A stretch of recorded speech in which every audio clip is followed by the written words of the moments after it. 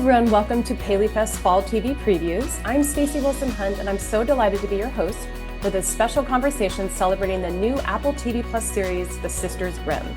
I'm thrilled to welcome members of the series cast and creative team. Joining us today are showrunner and executive producer Amy Higgins. Hi, Amy. Executive producer and author of the Sisters Grimm books, Michael Buckley. Hi, Michael. Hey. And most importantly, sorry EPs, the series stars Ariel Winter as Sabrina Grimm, Leah Newman as Daphne Grimm, Billy Harris as Puck, Laraine Newman as Relda, and Abubakar Salim as Charming. Hello, everyone. So nice to see you. How is everyone today? Excited for fall? Very. Yeah. I think we're all over the hot weather at this point, no matter where we live. I got my sweater box out. I'm ready whenever this happens in 2 months, of course. Well, I love fall because it means new shows. And of course, Sisters Grimm is among an amazing lineup of programs we can look forward to this fall. But before we get to the Sisters Grimm, which I really, really love, in celebration of Michael's original creations, I wanted each of us to reflect on a book we read as kids that made us fall in love with stories. And I want Michael to start because he is the architect of this entire experience today. So Michael, why don't you get us started? That's an easy one for me. The book I think that had the biggest influence on me as a kid was The Mouse and the Motorcycle by Beverly Cleary. The reason being is that it's funny, it's a big adventure, and what was even more important to me at 10 years old was that it was completely pointless. I wasn't supposed to learn anything. There was no heavy-handed moral lesson. It was just the perfect rainy day book. And that's what I've tried to do with my writing ever since. Oh, I love that reference. And how about you, Billy? I think the first thought that came into my mind was the illustrations from Roald Dahl's Twits. And that was probably the first time I read something that genuinely scared me. And it was frightening. And that did something to me. You know, that was a good feeling and a bad feeling. So yeah, it was a Roald Dahl book, The Twits, yeah. I used to read Stephen King as a fifth grader in my bed at night. Okay. I love what I was thinking, but I'm on board with that. Wow, that's cool. I know, I don't know what that says about me. How about you, Amy? What was your book that changed your life? Well, my son's reading it right now. It's Where the Red Fern Grows, and which is so it's about, you know, a boy who has two dogs and their experience, and it is so heart-wrenching and about, you know, love story that, you know, the worthwhile nature of, you know, loving something that is fleeting, but loving them anyway. And it just, I mean, I'm getting all worked up about it now, but yeah, it's phenomenal. I had the same feelings about that book too. Really formative for sure. Yeah. And Abubakar, how about you? A book that changed my life. Yeah. Okay. I would probably, does Dungeons and Dragons count as a book? Yes. I think that counts as a book. Yeah, that definitely, I studied that book as a kid a hell of a lot, and I still play it today. Like, I love it. 100%. Like, I'm all into my fantasy kind of, you know, sci-fi helped your world. video game work too, I imagine. Oh, a hell of a lot. Yes, yes, it really has. And yeah, I think just the idea of being able to kind of transport and tell your own stories and it, you know, pushing for that has been something that I truly love. And if I was to go like traditional, I would say something like The Cry of Ice Mark, which was a beautiful book. Again, very fantasy based, all sorts of vampires, werewolves, and big sort of flying machines. I could go on. I read a lot, but I'd say like Dungeons and Dragons was definitely my vibe. I like that. And how about you, Leah? Definitely Harry Potter. Like, I had a feeling you might be saying Harry Potter. Yeah, I was just like obsessed with like the magic and London, and I thought it was just such a cool concept. It was awesome. Well, millions and millions of people agree with you. That is the case for sure. And Ariel, how about you? Oh boy, I knew you were gonna ask me. I was like, no, don't get to me. You know, it's one of those things where you ask somebody their favorite book, their favorite movie, their favorite song, and now you forget everything that you've ever heard. It's very hard to pick. Yeah. Oh boy. You know, I don't know. I wanted to read Harry Potter when I was a kid, and unfortunately I did not get to read it. You were a little busy when you were growing up. I was kind of busy. But There was a book about King Henry VIII that I read backwards and forwards, maybe like 12 times, so many times that it was actually a little bit ridiculous. I don't remember the name of the book, but I'm just going to say that one because I loved it. Like I literally loved it. I don't know what that says about me, but I loved the book. Very highfalutin and very intellectual is what it says. That's what I'm gleaning. I think I was really into the drama of it, to be fair. I was like, wow, okay, this is dramatic. I love that. And Laraine, what is your answer? Well, this also sounds a little esoteric and highfalutin. Don't get me wrong, it's not. But I listened to recordings of all the Greek myths.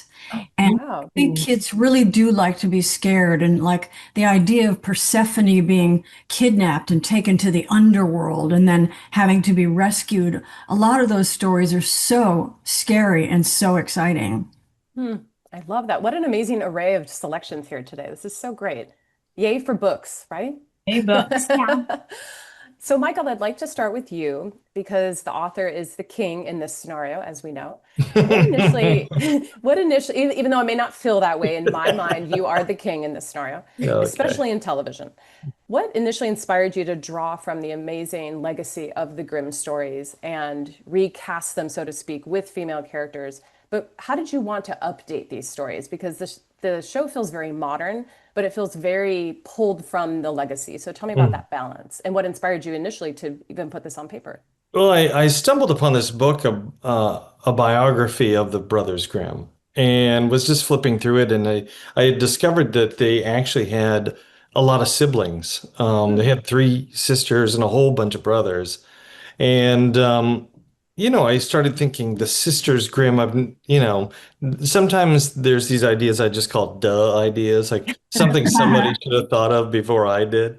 And so I started working out, but I realized I was a kind of a new writer at the time. I didn't have the discipline to sit down and do the research on Germany in that era. So I was like, why don't I just modernize it and make them kids? And that's where it came from. I mean, I grew up with the great Gen X tradition of kid detectives, like the Scooby Gang and the Hardy Boys and Nancy Encyclopedia Brown was a favorite. Yeah, absolutely. Oh my gosh, Encyclopedia Brown is like that's like the king of books. But and I started working on it, and as I was working on it, I went to a children's bookstore to see what else was out there, and I noticed a couple of, or like one thing that was really disappointing was that there were tons of books for boys that where the boy got to ride a dragon and fight a monster and save the world,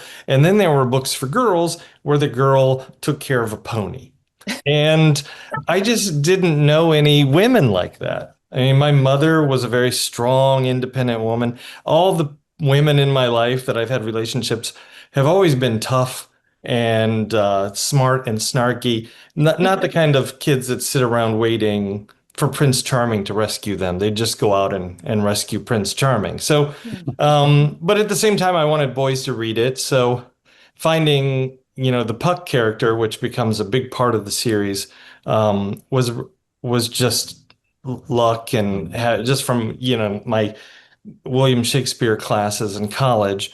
A Midsummer Night's Dream had always been my favorite of his plays, and Puck is so central to that. And I was just like, that is the most obnoxious little boy. And he's a lot like my little brother, Eddie. I'll just stick him in there. And then I just had the perfect triangle of characters. That is so great. And thank you for noticing the lack of female protagonism in those stories. And we're only now I think Gina Davis has done some amazing work in this space, recognizing why am I only seeing one girl on screen and 15 boys in this fantasy story? So usually women are sort of the cipher characters, are like there to educate the boys about things they don't know. And I just, I had seen that so much it had gotten boring. I do think that like right now, literature for kids has made dramatic jumps. So you don't see that quite as much as you used to. Yes. So, but thank you for helping that sea change come to pass. It's very appreciated. Oh, thanks. And Amy, you have written and produced for a myriad of TV formats, multicam, single cam, adult comedies, kids comedies. What is inherently and uniquely challenging about executing an animated series for kids? A lot of the process is the same, but there's something unique and special about making an animated series for children. So tell me what that is to you. Well, I feel like maybe I'm not built necessarily to write for kids, and that might be a plus or minus for this, but I think I started writing for kids when I had a child, and was more uniquely capable of that because I never spoke down to him, and I never treated him that he was had an infant mind. I tried to treat him as an equal. So I have gone into this and almost everything writing kids shows like I would write something for an adult, I think, and translating the Sisters Grimm's books into a series. I had a lot of obviously source material. The challenge of that was to take, in a giant book and, cut many beloved moments to sort of make that into something that was, a streamlined story. But I wanted to write, I 100% wanted to write a series that I could watch with my son, who at the time when we started this, I think he was around 8. I can't remember, but he was around 8 and he's 11 now.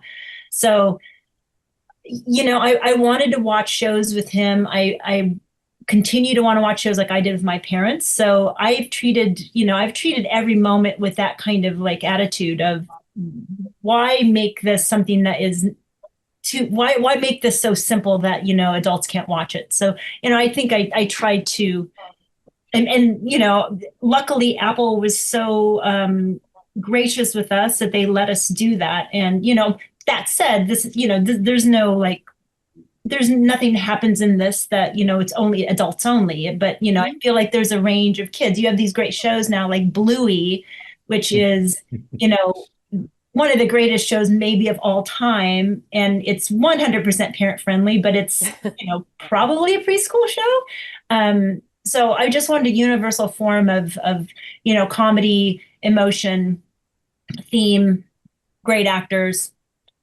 If that answers the question. It certainly does. And I love how you don't shy away from mentioning tough subjects too, like talking about foster care.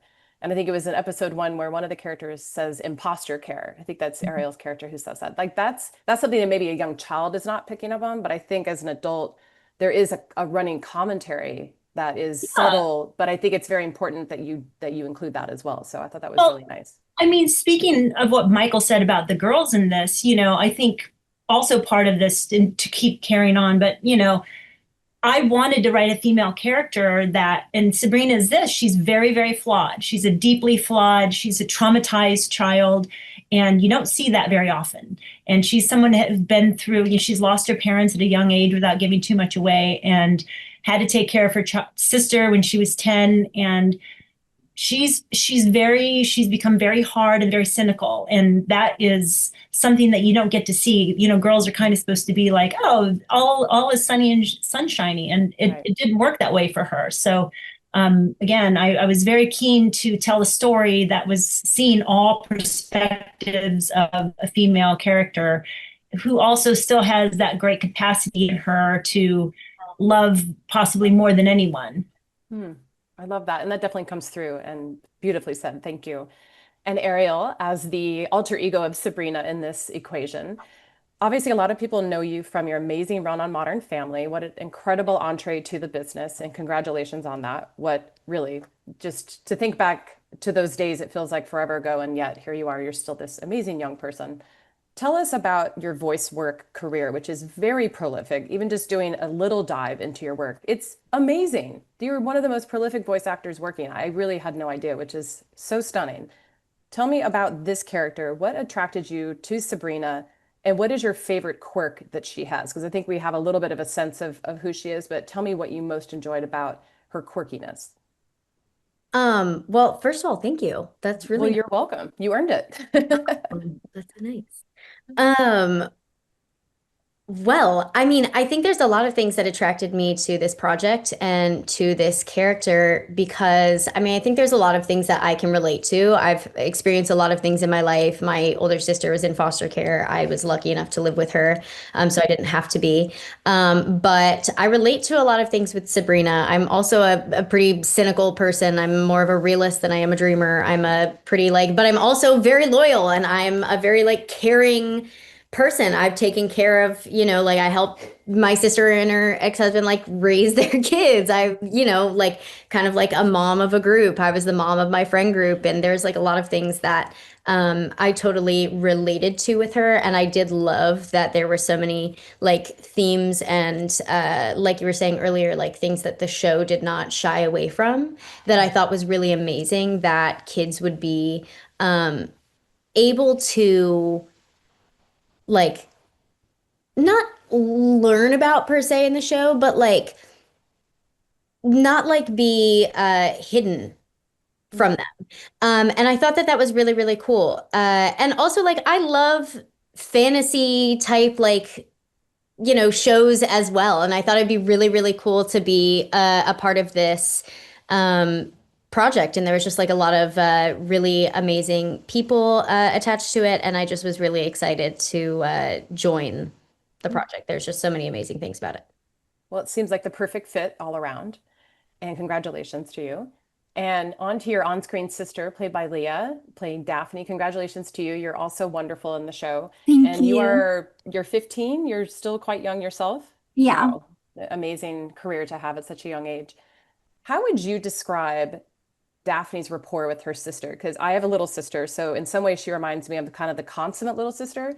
But also I'm kind of annoyed because she gets to solve a lot of problems and kind of be smart a lot, which bothered me a lot when my sister was smarter than me growing up.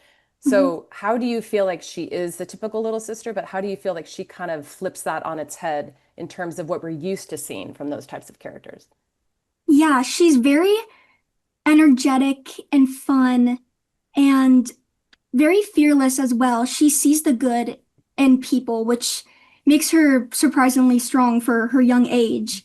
And she's not afraid to do something that's scary and like she will confront Sabrina if she's being I want to take on this older sister role. She'll be we're in this together. She's very mature but also fun because she's still a little kid. Right. And I like that we aren't seeing her act like she's 30 years old. She is still very playful. She's very cute. But I love the scenes about the carpet and the mirror, how she's able to solve, and we won't spoil too much, but these key moments in the story where we get to see her solving puzzles. I think that is so cool. And again, to Michael's earlier point, to see female characters being integral to plots and problem solving, I think is very special. What does that mean to you to be part of that? It is very special. It's very nice to be a part of something like that where you get to let other kids, they get to know that this is something they can also do. And Daphne being this young kid doing all these amazing things and solving different stuff that may seem hard and scary, but people know that they can also do this as well. So yeah. It's something we would love to have seen when we were younger, right? It's the type of show that we would have loved to aspire to these characters and be yeah, we could kick butt and Yeah. solve these things and do all this. But it was the boys before and now it's the girls. We got our time. Feels like an equal playing field now, at least more so. Absolutely. Yes. And thank you, Leah. That was great. Thank you so much. Right, thank you. And Billy, I have to say, I very much enjoy Puck, as annoying as he can be sometimes. I think you have managed to create a character that feels so relatable, as if we all sort of have a Puck in our lives. But we can tell that he cares deeply for his compatriots in the story. So as a voice actor, what is fun for you about playing a character who's so comedy forward? Because he's also very mischievous and very prone to joking. Yeah, I mean, well, first of all, I going back because I actually auditioned for Puck at drama school, And I ended up getting Snout, the wall, the mechanical. So Puck was always in my periphery. Not this version of Puck, but Puck as an ethereal being, if you will. Yeah. Exactly. Yeah. And then when it came through, I was like, okay, Puck, brilliant. Yeah, I think that we can all, relate to. I guess in ourselves, seeing a side of ourselves that, we always portray at the beginning in the intro where we do see Puck. He's portraying himself as this character that he really kind of isn't. And we see that throughout the show where he's saying that he's this trickster king and he's this ultimate prankster and he's a bit of a lone wolf. But then it's, he then creates this wonderful, relationship with Daphne and Sabrina. And so that was really, really fun. And I think that there was always just in the back of my mind, just knowing that he can, shapeshift into many different characters. And also I always had to remember that he's going to be like small. So he's going to be like flying around. So I had to, I really wanted to make his voice powerful and annoying. I wanted to make him, wanted him to be, people want to swat him away. He's kind of like a fly, but a fly we don't mind all the time. Yeah, exactly. Yeah. I love that. You have the most perfect Puck voice for this role. I can't, even if I weren't speaking to you, if I heard it in isolation, I'd be like, that is Puck. So I imagine wow, it sound like. Thank you. I mean, I took a lot of, when I first read it, I don't know whether Michael, it might not even be a dynamic that you thought of, but it really reminded me of the Grinch and Cindy Lou. Like that type of character. And I love those characters where there is, he's pretending that he doesn't like this girl, and then it's just tale as old as time. It just works, right? It's just so good. And yeah, I really was channeling that just with a British voice. I was like, don't do too much Jim Carrey. Well, you created something very original, I have to say. So congratulations. Thank you. And Laraine, congratulations to you. And again, similar to Ariel, we know you from obviously years of live action work, but you too are a very prolific voice actor, and your voice is so perfect for this role. Thank you. What is most important to you when taking on an animated series character like Relda? How important is it to you to feel like not only is this a great story, that's a quality story, but also that this character has something to say and her role is meaningful? How important is all of that to you? Well, I want to serve the story. I want to serve the writing. And I love this show. I absolutely love this. Nice. This is not a paid endorsement, everyone. This is just, she's doing this on her own volition. And it's a little bit more serious than I'm used to, but it also, there's so much great comedy in this show, and with people like Ariel, and I can't wait to hear everybody else. But I know Harry Trevelyan. I saw him in a movie and was like, who is this guy? And I'm so excited that he is on this show because I think he is so funny. It's always important to me to serve the material, because especially if I love it. And so that is my approach. And especially since, young people are watching this and having formative experiences, I think that's very meaningful. Absolutely. Thank you so much. And of course, last but not least, charming Mr. Abubakar, how are you? Hey, how you doing?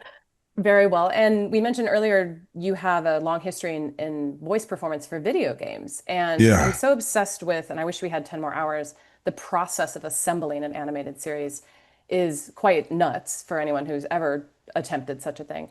What is your biggest difference in doing voice work for a game versus a show in terms of process? And I've spoken to the Last of Us folks, the creatives on the gaming side and the HBO side. A lot of them don't see a lot of difference in between the work that they do in the game and the work they do on screen for TV. Do you see a difference in your approach as an actor? No, I honestly, it's just about telling a story truthfully, right? And I think connecting to something that is incredibly human and delivering that to the best of what you can. I think in regards, obviously there are different techniques and different elements and areas that you kind of want to play into, but truthfully, again, and I think this is what's so great about shows and games, it's like I always think like audiences are like, they almost become double the times amount of the intelligence just grows. So if you're lying to them, then they can tell if they're not going to believe a line. So I think ultimately you've got to aim to tell the truth and speak from a place of truth when you do, regardless of what it is, be it theater, radio, games. It's all about being truthful, and having a good team of people around you helps. So like I had such a great time on this show, and it was one of those ones where every time my agent would say, "Hey, we're coming back into the booth," I'd come running, because it just felt like not only, was the content incredibly easy to play off, but the subject matters, the vibe, the world as a whole was just based on something relatable. Even though it's a fairy tale, kind of universe. So yeah, I think that really is the difference. There isn't any. As long as you're truthful, you can connect and do anything. And that's why we see, especially video games, such a powerful medium for storytelling, because the performances have gotten so great. Similarly with animated series. I mean, we can feel so emotionally connected to animated characters now. It's really a testament to how that artistry has evolved. Because I think it sort of asks you as a viewer to go into a space of imagination, and it doesn't necessarily, it means that you are more actively engaged in participating in a story rather than watching something live action where everything is kind of seen as it is. Again, not to say that, I think live action stories also have incredible power, but I think that the thing about animation and even games is it asks you as a viewer to imagine with us, and to a level that is quite, like, as kids, it reminds you to be a kid again. And I think that kind of reminder, or that kind of setting of the level, allows so much more emotions to be to affect you. Right, and that's true. As adults, we become more passive viewers when we watch things. And this, to your point, I think it does require an extra level of attention to really, like, suspension of disbelief, to imagine that these sisters are real. And that's really cool. It's a good brain exercise, I think, for creative juices. Yeah. And we only have a couple minutes left, but I do want to ask Michael and Amy to reflect a little bit on what your biggest hopes are for the audience, whether it's adults watching, whether it's kids watching. What do you hope people feel when they watch the show? Maybe Michael, you can start. Oh, that's a heavy question. I wrote the first book 20 years ago, and it took me a very long time to find people that I trusted enough to make it into a show. Wow. I mean, Amy came along and she just got it. And she almost knows this whole world maybe better than I do sometimes. And so, when you find a partner like that who can take good care of your baby in a way, finding that person to trust is really sometimes a once in a lifetime experience. So I would say that I'm hoping that the audience, when they see it, they recognize what I tried to give them 20 years ago, which was a little bit of snark, a little bit of heart, a lot of adventure, and a whole bunch of magic. And I think Amy and the team and all the cast have really managed to create that magic in a brand new way. So I'm hoping that, a lot of my fans who were 9 years old at the time, who are now 29, 30 years old, have their own kids to share this with. I'm hoping they sit down with their children, or just with themselves quietly. I wouldn't judge them, and feel what it was like to be that age again. That's so great. And Amy, what do you say to that? Well, we were just exiting COVID times when this started, and when I came into this, I was very much, I had sort of a central notion is that, there are lots of kids in the world. That time was really rough. And, the main theme of this season or the series is you get to choose your own narrative. And, my thought is no matter what's happened in your life up to this point, you get to write your own story. And so for me, and I think that kind of is like regularly like hit on the head in the entire series. And I feel like if you're taking anything from that, that's something that, I want kids, adults to sort of live with. Like, you have made it to this point and you have another path ahead of you, and you can choose what that is. And I hope that we've, made a show that is grounded. And, we were so fussy about the acting, to go back to Abu's sort of like discussion, is like, fussy about making these real, truthful characters. And I hope that that is something that people will take. And I read a couple scripts yesterday, and I was laughing so hard. I was like, these are so funny. I'd forgotten. So I hope, it's just something you can share with your family and, laugh and feel sad. I also cried a couple times, and, have, kind of a fairy tale in your own life. And I think, to your point, kind of something that shows the broad spectrum of emotions is what we most connect to. Mm-hmm. And I think a lot of shows want to emphasize the playfulness and the cutesy stuff, but I think kids, even though they may not be aware, they connect to the emotional gravitas in a story like this. So I think that's what you've made is really special. So congratulations to all of you. And we are sadly out of time, but I want to thank each of you for your time. I can't wait for fans to discover the show. Maybe it'll be this generation's Harry Potter. Fingers crossed, right, Leah? Are you going to tell all your friends to watch? Oh, yeah. Okay. They have to, because you're in the show. So thank you all so much. And on behalf of the Paley Center, thank you so much for joining us for this special PALEYFEST Fall TV Preview conversation with the cast and creatives of Apple TV Plus's The Sisters Grimm. You can enjoy more of these programs by clicking the subscribe button below. Thank you so much for watching, and have a wonderful day.